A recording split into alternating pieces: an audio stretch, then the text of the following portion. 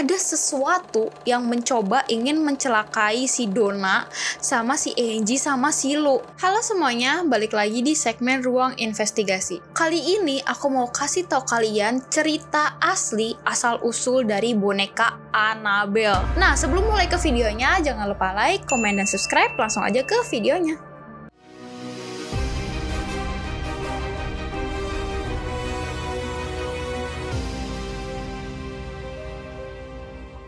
Seperti yang udah kita tahu, Annabelle itu terkenal banget kan? Annabelle yang kalian tahu tuh kayak gimana sih? Yang kayak di sini, bukan di foto ini.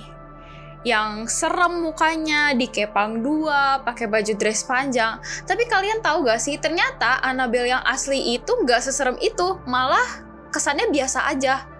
Dan foto aslinya tuh kayak gini. Ini Annabelle yang asli.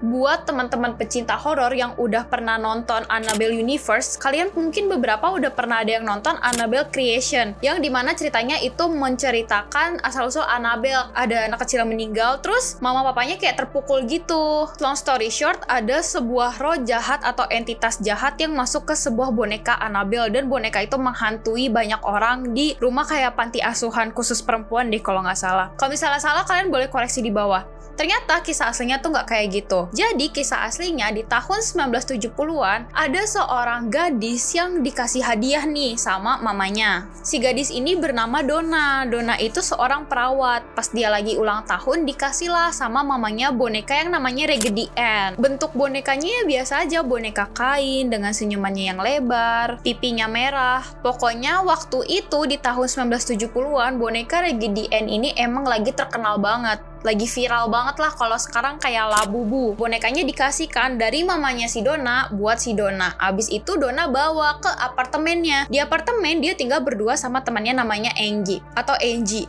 Panggil aja Angie lah ya. Jadi si boneka Raggedy Ann ini awalnya biasa aja, gak menimbulkan hal-hal yang serem, misterius apa segala macem, enggak. Tapi lama-kelamaan kok kayaknya boneka Raggedy Ann ini suka pindah tempat sendiri. Kayak misalnya nih, Donna pagi-pagi kan dia kerja sebagai perawat, dia simpen di ruang tamu. Pas dia pulang tiba-tiba ada di kamar. Kan Donna kayak mikir, bukannya tadi gue simpen di ruang tamu ya, kok tiba-tiba ada di kamar. Awal-awal tuh dia kayak, oh mungkin perasaan gue aja kali, mungkin gue lupa. Tapi makin lama kejadian itu semakin sering. Jadi mereka tuh sadar si boneka Raggedy Ann ini tuh pindah sendiri, bukan mereka yang pindahin. Selain mendapati kalau boneka ini suka pindah-pindah tempat, Donna sama Angie ini kadang suka nemuin catatan aneh di kertas. Dan di catatannya itu tuh kayak ada tulisan yang ditulis sama tangan anak kecil. Nah, tulisannya itu tuh berubah-ubah. Kadang help me, kadang help Lu, L-O-U, kayak nama orang, help Lu. Mereka nggak tahu siapa yang nulis karena yang tinggal di situ cuma si Donna sama si Angie aja,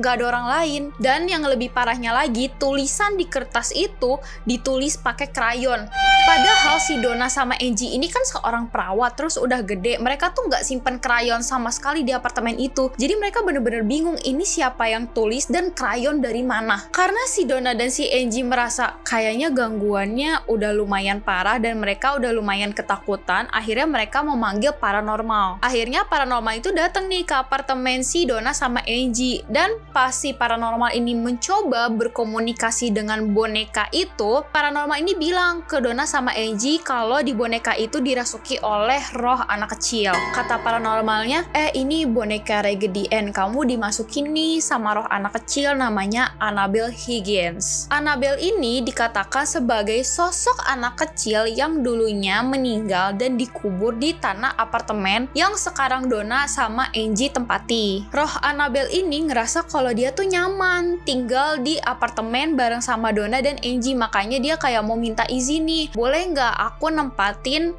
di boneka Raggedy Ann ini. Mungkin karena Donna sama Angie seorang perawat, biasa kan seorang perawat ada rasa keibuan yang besar ya, dia kasihan kali ya sama kisahnya Annabelle Higgins ini. Akhirnya mereka berdua mengizinkan roh Annabelle buat menempati boneka Raggedy Ann-nya Donna dan tinggal bareng sama mereka. Kan tadi aku sempat bilang kan kalau misalnya si boneka Raggedy Ann ini, atau sekarang yang kita panggil boneka Annabelle aja. Boneka Annabelle ini pernah kan nulis di kertas kayak help me atau help Lou.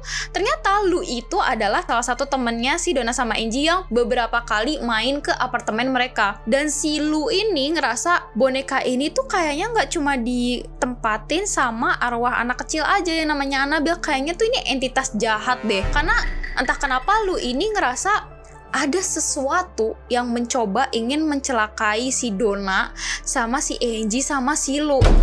Tapi dia nggak tahu nih ngejelasinnya gimana. Sampai-sampai saking dia ngerasa terganggunya, Lou ini tuh sampai memperingatin ke si Donna sama Angie kayak, kayaknya boneka si Annabelle ini bawa negatif aura deh, skibidi aura deh. Kayaknya lu buang-buang jauh-jauh deh boneka ini. Tapi si Donna sama Angie tuh kayak, enggak, ini tuh roh anak kecil kok, namanya Annabelle, dia nggak ganggu, dia baik kok.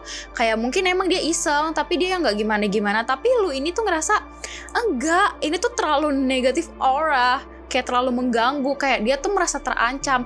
Sampai suatu malam si Lou ini dimimpiin kalau boneka Annabelle itu ngerangkak di atas tubuh dia dan mencoba mencekiknya. Pas si Lou-nya itu bangun dari mimpi buruknya, ternyata muncul cakaran di dadanya dan itu kerasa panas. Makin takut dong setelah dengar cerita dari Lou. Akhirnya Angie sama Donna bener-bener kali ini ngerasa takut banget, ketakutan sekali. Sampai-sampai mereka itu memberanikan diri buat menghubungi Ed dan Lorraine Warren. Kalian pasti tahu kan si Ed sama Lorraine Warren yang paranormal terkenal itu, yang bikin film banyak, yang kisahnya diangkat di berbagai macam film yang terkenal banget. Akhirnya telepon nih kayak, halo, aku Donna nih, jadi di apartemen aku ada boneka Raggedy Ann yang aku kasih nama Annabelle. Pernah aku panggil paranormal, katanya sih itu ditempatin sama roh anak kecil yang dikubur di tanah apartemen kami. Tapi makin lama kok kita ngerasa gangguannya semakin menjadi-jadi dan kita ngerasa terancam. Akhirnya si Lorraine sama si Ed itu datang ke apartemennya Donna dan Angie. Akhirnya pas si Ed sama Lorraine itu datang ke apartemennya Donna dan Angie, Lorraine tuh menyimpulkan kalau boneka ini tuh nggak dimasuki sama roh anak kecil, tetapi boneka ini seperti dirasuki sama entitas yang jauh lebih kejam yang berpura-pura jadi roh anak kecil buat menarik simpati Donna sama si Angie. Jadi si Donna sama si Angie tuh kayak dikibulin gitu loh sama entitas yang kejam dan jahat. Setelah menyadari kalau misalnya yang merasuki boneka ini bukan sembarang entitas dan itu membahayakan, akhirnya mereka semua sepakat kalau misalnya boneka Annabelle ini dibawa ke Museum Occult di Connecticut.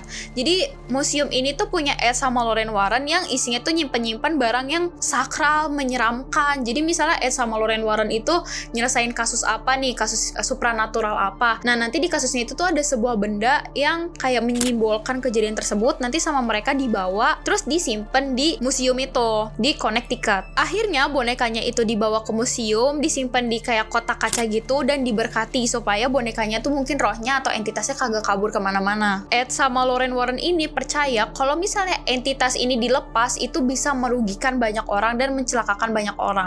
Lorraine Warren juga mengatakan roh tidak merasuki benda mati seperti rumah atau mainan.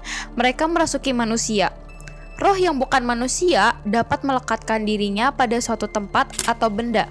Dan inilah yang terjadi pada kasus Annabelle. Roh ini memanipulasi boneka dan menciptakan ilusi bahwa boneka itu hidup agar dikenali. Sungguh, roh itu tidak ingin tetap melekat pada boneka.